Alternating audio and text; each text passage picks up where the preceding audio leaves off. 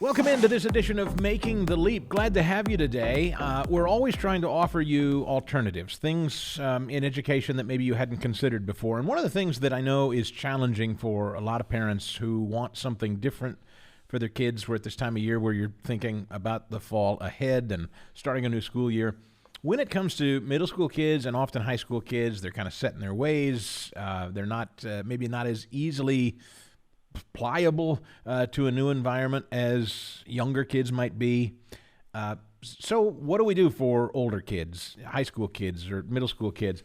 We came across something called Sora Schools, which is an online private and both middle and high school level opportunity for kids to enroll. It is not Christian, but it is a private alternative and online based. And the founder and CEO of Sora Schools, Garrett Smiley, joins us today. Mr. Smiley, welcome to the show. Hey, thanks for having me. We're so glad that you were able to take the time today to come on and talk with us. I feel like every episode, every single time, even when you remove just the Christian piece from it for our benefits, I feel like we are constantly discussing school choice, voucher systems, options, advocacy from parents. And so when we came across you, I just thought, this is a great fit because I just think exposing parents repeatedly to this and to the idea that there are so many different kinds of options out there, we just couldn't pass up the chance. So thank you very, very much for giving us your time today. And so we'll just jump right in, Garrett, by asking you this question. When it comes to Sora Schools and online education, I think a lot of public school districts offer online school. And in fact, I would give you the opportunity to defend what you do because I'm certain it's quite different. Online school got a bad name. I mean, we gave it a bad name because quite frankly, during COVID, our kids were driven online and it was a disaster and test scores became a disaster. So explain to us what you do at Sora School and why it might be a better alternative for kids.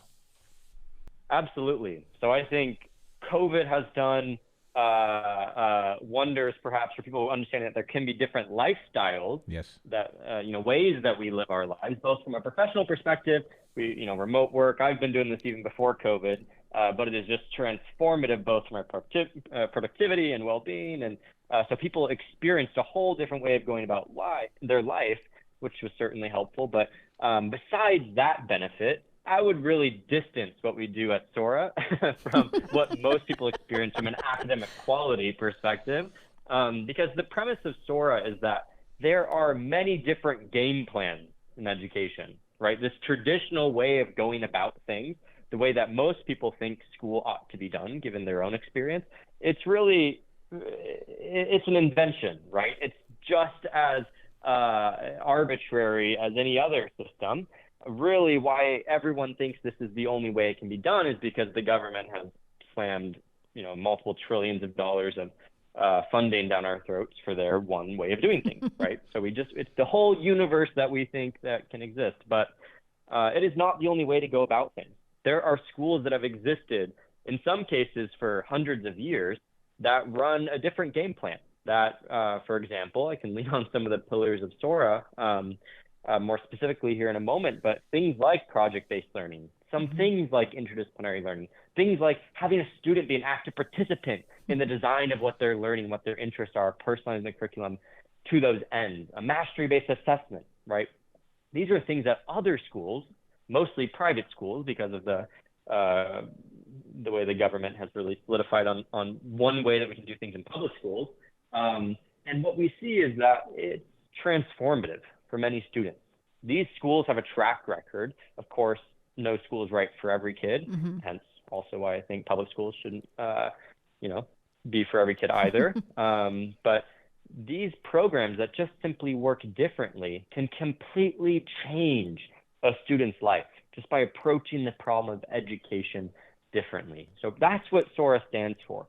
Sora stands for taking these best practices, if you will, of these often $40,000, $50,000, $60,000 a year private schools, mastery-based learning, project-based, interdisciplinary learning. I can talk about all these things at length. And then using the best parts of remote work, just like the Microsofts and all these other Fortune 500 companies that have decided that a significant portion of their workforce, these highly collaborative, high-stakes companies with so much to lose, have decided that significant portion of their workers can be online, and they can create environments that to be highly productive and also flexible. We're taking all of those best practices with the best practices academically of those $50,000, $60,000 a year private schools and combining them into a school really unlike any other. We would be remiss if we didn't get the most important question out of the way first, as people are listening to this, and you know what it is. How expensive are you? Look, I don't make a ton of money, and this is the question we get more than any other when we talk about any private alternative to public school. I can't afford it, say many people. So what do you say to that? Absolutely. We have done everything from the very beginning with this access lens. We want to bring these transformative learning practices that to date have only been available to the 0.1% who both live close enough and can afford it. We want to bring it to many, many, many more people. So our full tuition is $12,500 a year, but we have a flexible tuition program, of which 47% of our families participate in, where you pay according to what you can afford based on income statements, et cetera. That's really huge. Sora is a place where we try to open the lens, a completely different type of family experiences that otherwise wouldn't be able to.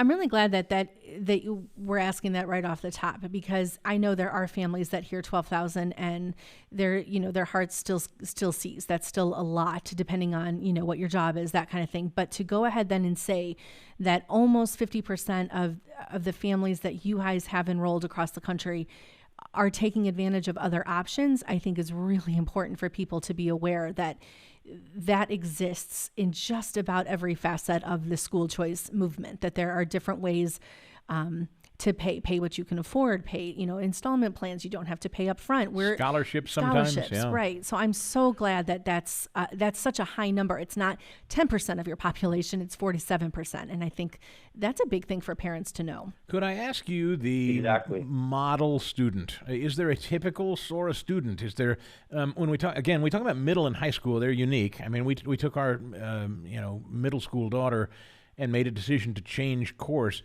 It's harder. I mean, as kids get older and more set in a traditional public school setting where parents might be troubled by it, sometimes kids aren't doing well and they want out, but oftentimes parents see it and the kids aren't ready for it. So is it a struggle sometimes for kids to transition to a program like yours, or what kind of student fits with Sora? Wonderful question. I'll make a broader point before I answer it directly. Okay.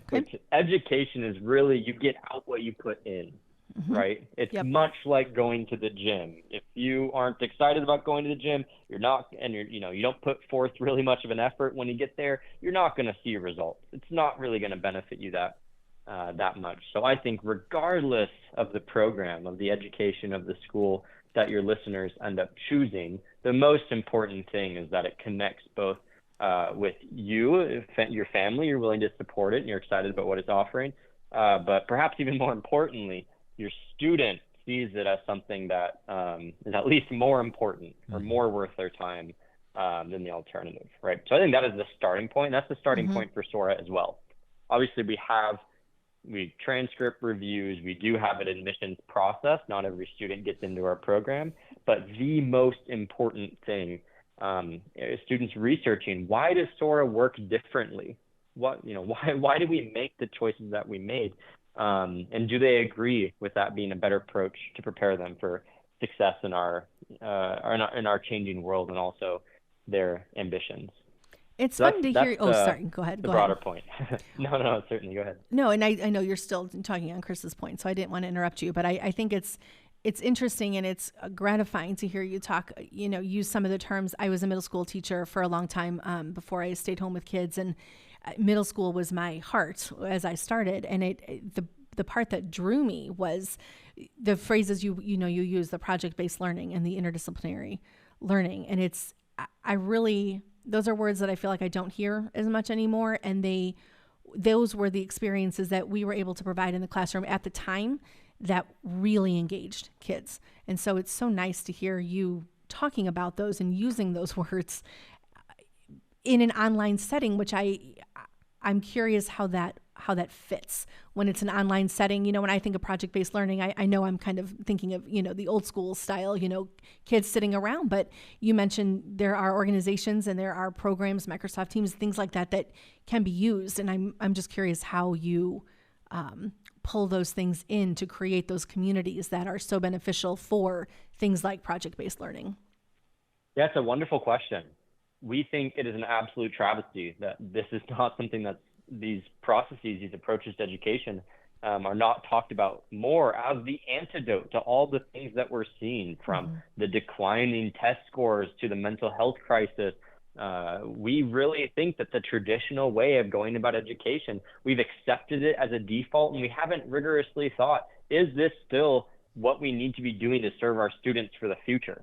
The world is really different than it was 200 years ago. And now with these blossoming technologies like artificial intelligence, and I'm sure you all hear a lot about, but that is not the only one. These technologies that are rising in front of our very eyes, the world is going to be different. We don't know what are the most important things for students to know from a knowledge perspective.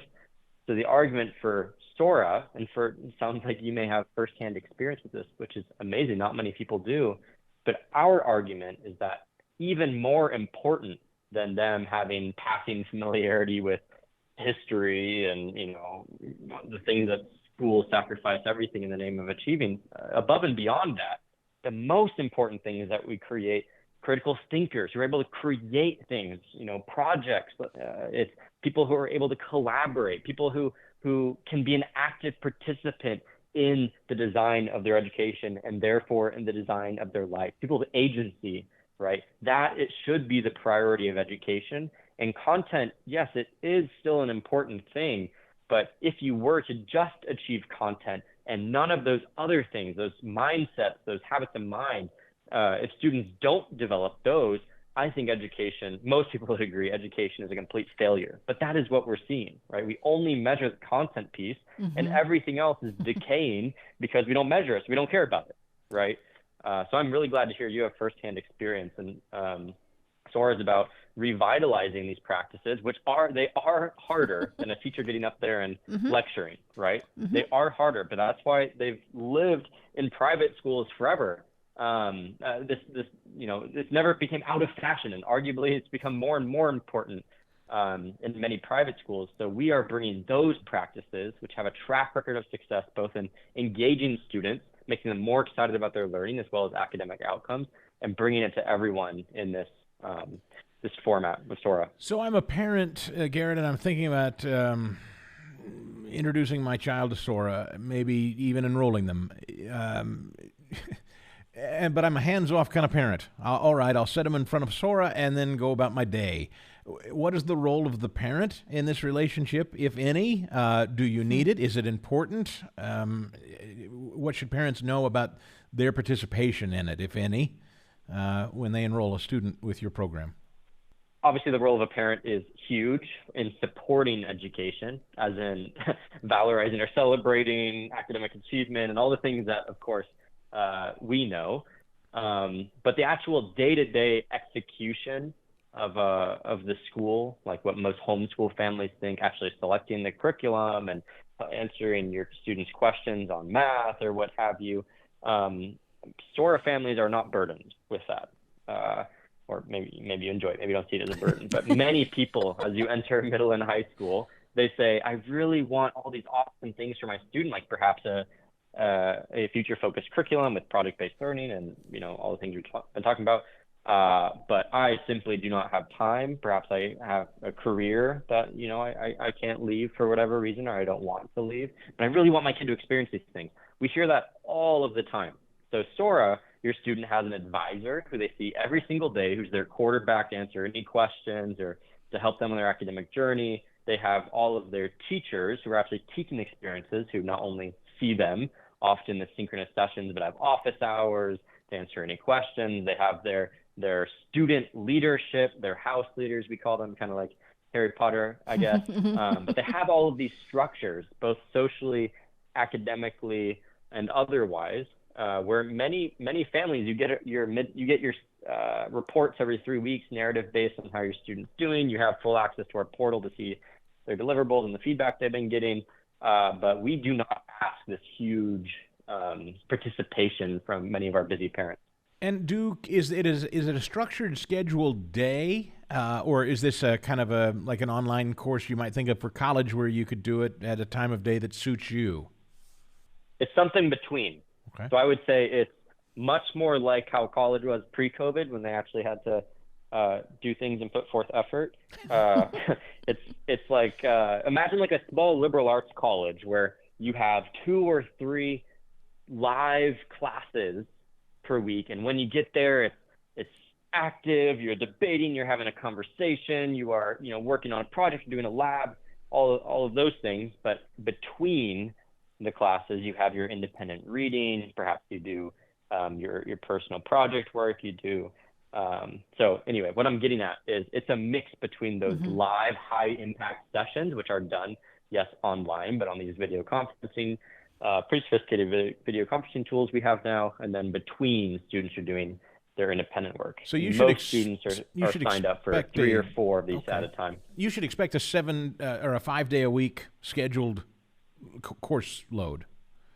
Students and families can actually choose when during the day they would like their live sessions to be.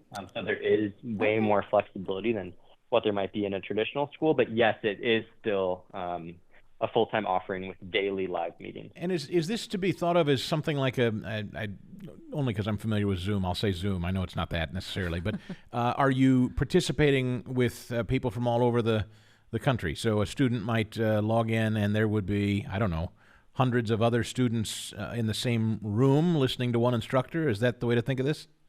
Never hundreds. So all of our live sessions, we say the way traditional school is done is a complete waste of time, because teachers spend 95% of their time impersonating YouTube video, at least in middle and high school. If we really want to lecture at kids, let's have them watch that on their own time. And then when we come together, so it's these usually small groups, call it 10 to 20 students, we're going to be doing active. We're going to be doing breakout room, fast feedback sessions. We're going to be having a, structured debate. We're going to be having a Socratic discussion. One of these, you can't just sit back, relax, and listen to a teacher in a 100-person room like how I spent most of my education.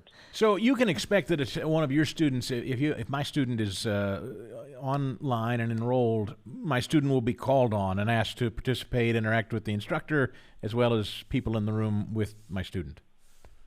Exactly. At least 2, usually more like 3 or 4 hours every day. They, I'll say about 3 is probably the average. They have their cameras on. They're at their computer. They are having a rigorous discussion or participation of some sort in their learning experience. So I guess I'll just pivot for a second on this.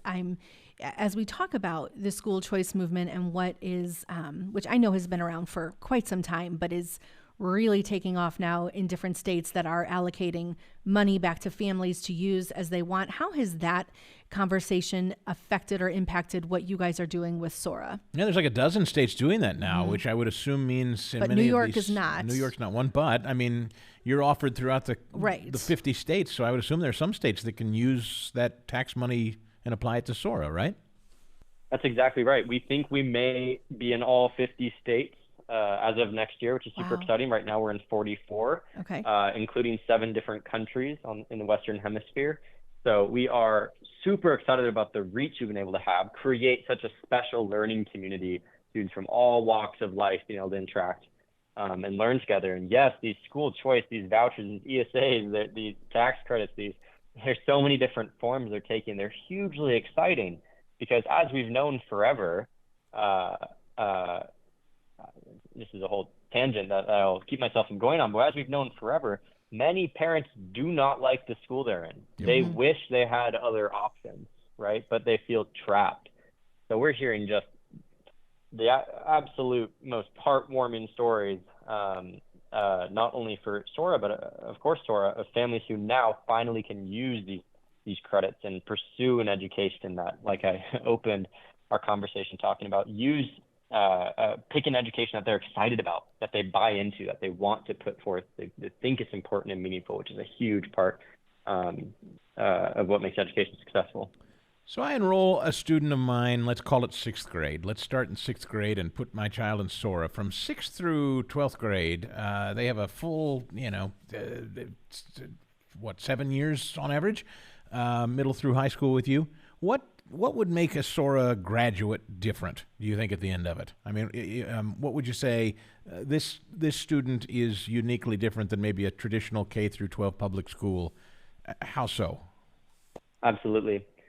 We have what we call our 7 mindsets, which are the North Star of what we're trying to accomplish with our students. And I won't go through all of them now, not to bore you. But why that's different is most schools say we want our students to have strong mastery over, I would argue. They say at one point in time, we want them to have strong mastery over this content when they graduate. There's very low actual retention of the knowledge, but they say we want them to know math and reading and about the U.S. Constitution and history, right? And all those things are good. Not many students actually do learn it and retain it, which I would say is a failure if they failed their goal. We say all those things are good. However, the goal of Sora is that the students flourish toward these 7 mindsets. These mindsets are things like agency.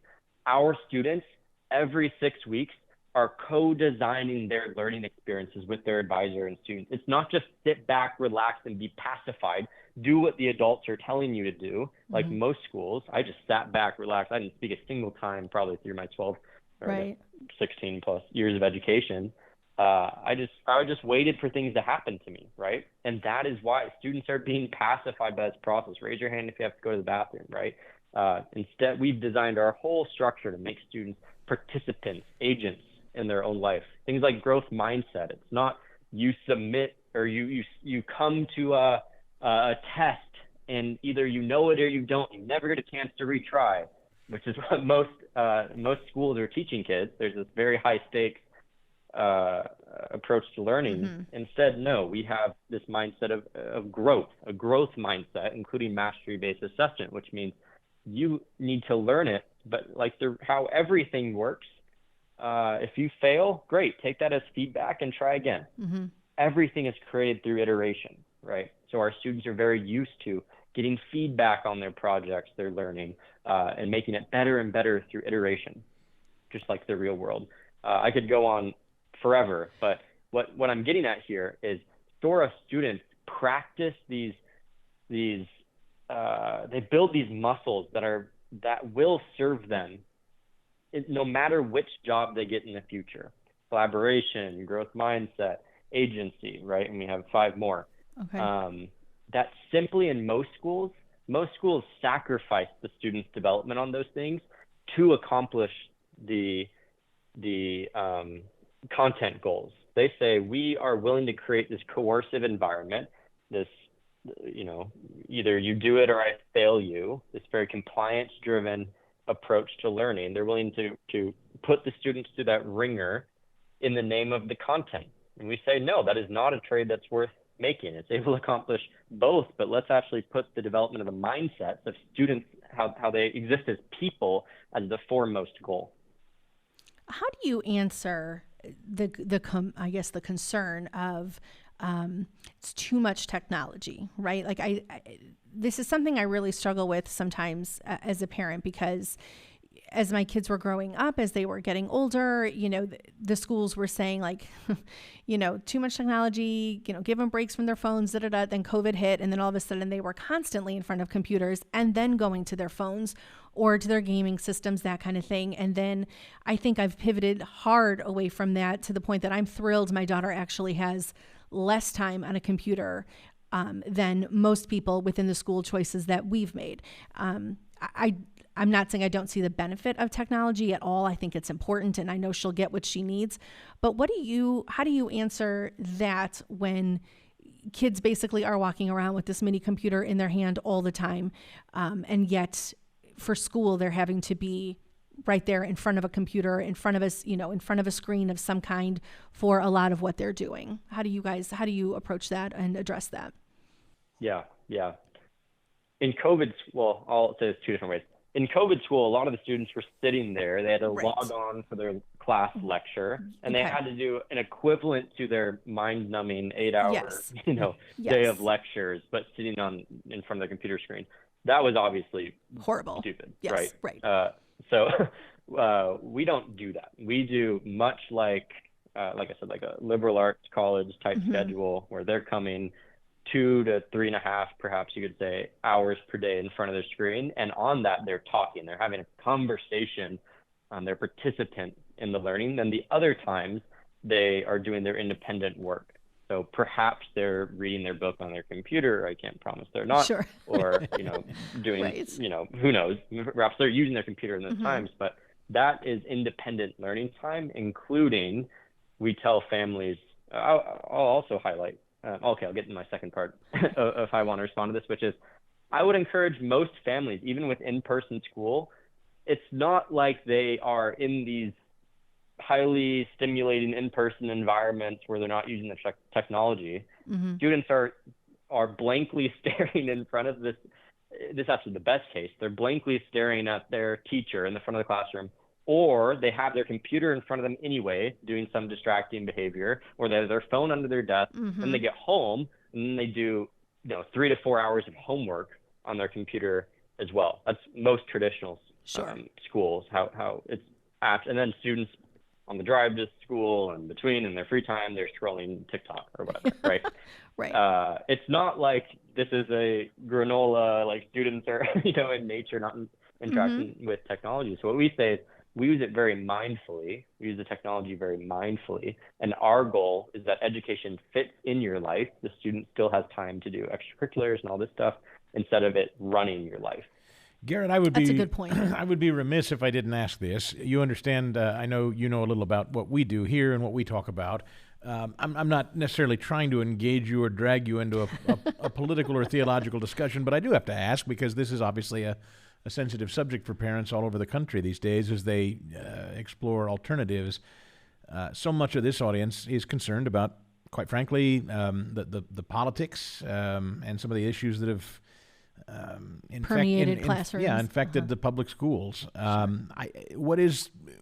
What would you say is the philosophy of instruction with Sora? The teachers you hire, are there parameters? Are they allowed to kind of go out over their skis and go off the rails and have their own worldviews as they teach? Is that something parents should be mindful of as they watch their kids through Sora? Yeah, it's a great question. We are all dismayed by what is happening in traditional education today. I think, however, the current conversation is borderline absurd because people are talking about, we're basically arguing over which way we want to indoctrinate students, not whether we want to indoctrinate students. Yeah. And what I mean by that is I go to these education conferences all the time, and they'll say something like, how are we going to have kids appreciate diversity? And they say, which is hugely important, obviously, that's not why I bring this up, but they say something like, we need students to appreciate diversity by creating a mandatory class where they all learn the same thing about, it's so missing the irony there. We are talking about everyone. Exactly. So what we say at Sora is parents and students are a part of, like I said, you're an active participant in the design of your learning experiences.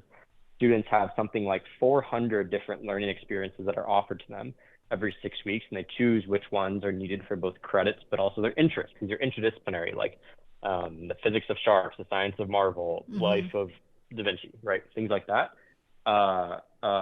And if anything steps over the line, for whatever reason, students and families can make the choice not to participate in that learning experience. You simply choose a different one, right? However, what we really try to celebrate at Sora is telling people that this is an environment. Education is an environment where we talk about ideas, where we kindly offend each other with the best of intention and good faith, because we're truth seeking together, right? We're exploring the map of ideas. So I think that anti-authoritarian, if you will, approach to education, where we celebrate critical thinking and students are an active participant, is a way healthier way to go about this culture war. Challenging is better than indoctrinating, I think is what you'd say, yes? Exactly. Yeah. But both sides we're just screaming about how we want to force kids to learn the same things, whether if we want to do that at all, right? Yeah. Critical thinking, debate and critical thinking. And I will say, this is perhaps a direct answer to your question. We have students and families from all walks of life, both sides of the political spectrum, both, many different religions. It's just they have that fundamental agreement with each other that we are going to be respectful and talk and discuss these things in good faith. I think it's an interesting approach. And again, I think it's something that I think you brought up at the very beginning. I know we bring it up almost every episode. There is not one perfect fit for anybody, for anybody. I think you take something, you give up something, you get something, you have to let go of another idea, that kind of thing. And I think this is just another example of that. Like if the technology piece is not for you, then Sora's not for you. If the outdoor education, is what you're really going for, then this isn't for you. But if your child does thrive in an environment like this, then this might be a better option than sitting in a classroom that is fundamentally failing, as we see from test scores that are coming out, from conversations that are being had, from, just kind of the craziness that's existing. And so I think it's important to know, we constantly talk about just sort of keeping an open mind on some things. Obviously, we have a belief system in place that we want met and that we want adhered to, but someone else might not be looking for that, but they know that their school, that their child is failing. And so I think this is a great avenue to consider, Garrett, great option. Yeah, if people are listening and they're curious about Sora, what's the best way to get? I mean, this is the time of year, where people are starting to think about the fall and beyond. What are first steps? Of course, we're wrapping up our fall enrollment period right now. By the time this episode airs, I'm sure people will be looking at entering our wait pool, we call it, essentially entering our wait list for the August 16th start date. However, we have other start dates during the year, like January, many others as well, but January is the next one.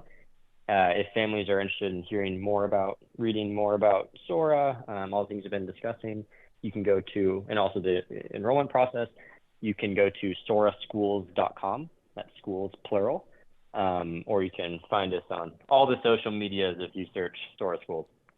I really thank you for your time today. I truly, it's kind of like flashback to some of my experiences where I had the most fun teaching and knew that I was actually engaging with students. And it's fun to hear that is still in play in a lot of places. I know it is for our daughter, and even, our two oldest that, one just graduated and one is about to, when they come home and they're talking about the game board they created with their, with their buddies in class. And I just think, oh, thank goodness. Like it's still, it is still happening in some places. And so it's so great to hear just how people are doing things differently across the board, because that I think is really at the heart of what we are wanting, is just parents making that decision for, either with their child or for their child, depending on the age, that kind of thing of what is going to serve them best. So thank you so much for your time today. And we will have all the information about this in our in the description of today's show. So if you're looking for more information, look at the description of the show, and we'll have a link to Sora Schools. Garrett, thank you so much for your time today, sir. Thank you so much for having me and asking great questions. Appreciate it. That's such an interesting conversation to have. I was thinking a lot about, I know you kind of, I think, blanket out a little bit that we tried some online school for our oldest for a little bit, who just wasn't fitting with the mold of school. And when he did that, it was sit in front of the computer, watch the 45-minute video, answer the questions, and move on. And it was miserable. It was just as miserable as being in school. The flexibility was nice, but the rest of it was not. Well, and if you're not encouraged to, I like the fact that this sounded smaller. I like the fact that it sounds like you're expected to participate. Mm-hmm. The time frame was different. That 2 to 3 hour or 3 to 4 hour window is a lot better than that COVID miserableness of 8 hours sitting in front of a computer, being attached to that schedule constantly and just fed the same thing without any creativity. Now, to be clear, as we've talked about, this is not a Christian-based school, so that's not their priority. I don't want to mislead anybody on this show into thinking that what we just did in that discussion was advocate for necessarily Christian education. We're just trying to kind of open and broaden minds and conversations for alternatives in education, school choice generally. And this is a good way. I specifically wanted to ask about school choice because one of the arguments I hear is that when we talk about funding, that rural students don't have the same options that suburban or urban students have. And this is an option that would exist for everybody. And yes, it could fall on the pricier side. I think, we were talking to him, he's out of New York. Their school option costs are, East Coast is far different than some of what we encounter here in the Midwest.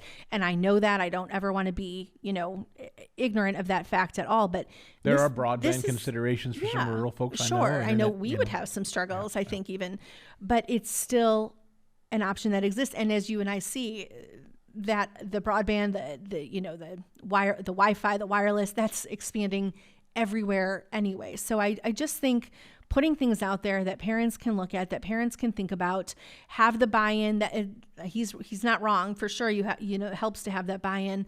But the middle school and high school students, this is where you can combine something like that with outdoor education. You can be creative. And I think as a teacher, or as a former teacher, that is exciting because there is just not a one size fits all anymore. And whether it's Christian education, whether it's traditional education in terms of worldview, there are options. And it's clear that these options exist because something is going wrong in our current public school system. I hope you'll share this episode with somebody you think might benefit from it. If somebody or maybe you don't feel right now like a Christian-based education is for you for whatever reason, okay, maybe it's this.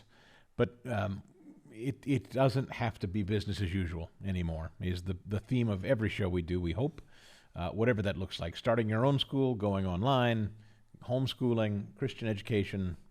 We just hope you'll seek something out and find other people who are seeking it out, because there are millions of people across the country seeking it out. And we've got a whole bunch of shows before this one that if this is the first one you've stumbled across, hope you'll go back. And I just introduced somebody to an episode a couple of weeks ago on homeschooling, and I said, we've done a whole year of these. Mm-hmm.